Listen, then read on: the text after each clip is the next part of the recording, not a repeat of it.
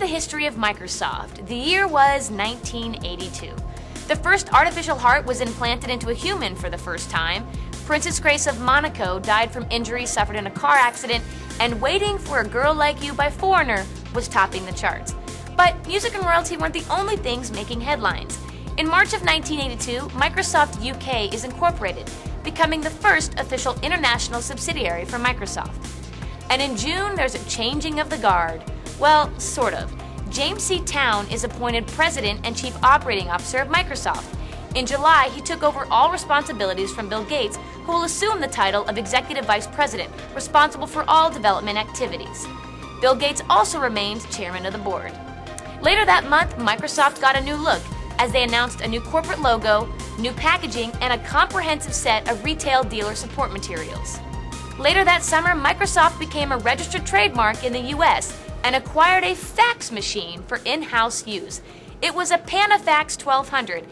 Microsoft's local area network, MyLAN, is now fully functional, linking all of Microsoft's in-house development computers, many of which are running Xenix. Now, this system will simplify email delivery on-site. And to help simplify it even further, Bill Gates became Bill G. On August 1st, 1982, Microsoft Multiplan version 1 for MS-DOS ships.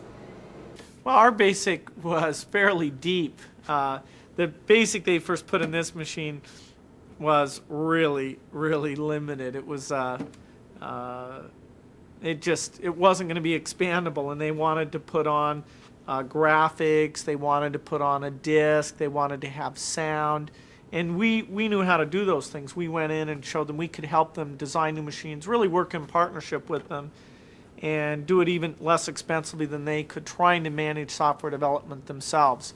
In the case of Apple, Wozniak had done the integer BASIC, and he was playing around thinking about doing a floating point BASIC. I don't know why he never got around to it, but they knew they needed one, and so they had Jobs and Randy Wigington came out, talked to us, and I put the cassette extensions in, integrated into their ROM, and that became what was called AppleSoft BASIC. In terms of the Commodore PET, they started with us from the very beginning because we helped Chuck Peddle, who was at Commodore at that time, really think about the design of the machine, adding lots of fun characters to the character set, things like smiley faces and suit symbols. That was the first machine we did that had this wild extended character set, and all these machines started out using cassette-based storage, where we could store about 1,200 baud worth of data on these cassette tapes. So this was really a generation of machines. These were the popular 8-bit machines. There was another type of 8-bit machine that was a little higher end, that were the CPM80 machines, all of which ran this operating system from Digital Research.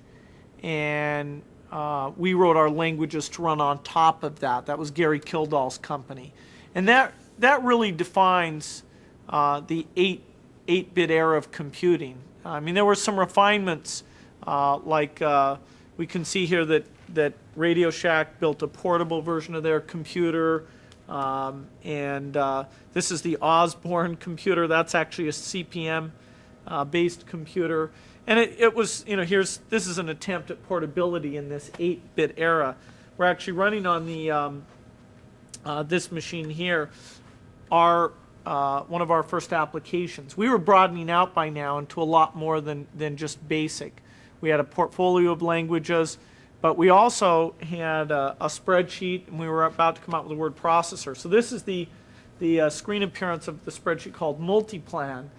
It's kind of an obscure footnote in history because VisiCalc, that came before it, the real creator of that category, did incredibly well in the Apple II.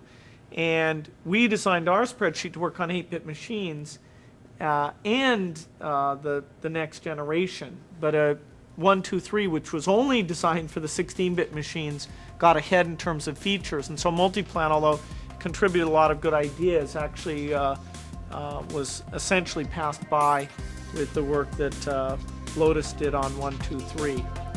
In October of 1982, Microsoft took a personal hit, as Paul Allen was diagnosed with Hodgkin's disease, which was localized and in a very treatable form.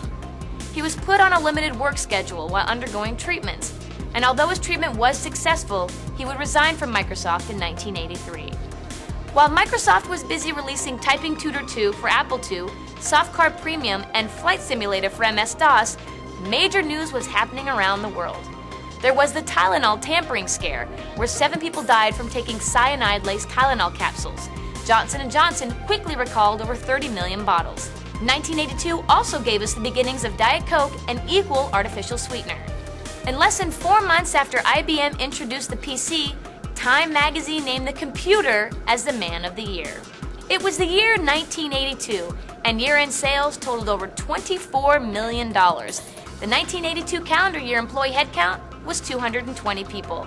But things for Microsoft were about to take a dramatic turn, as one of its co-founders makes a life-altering decision.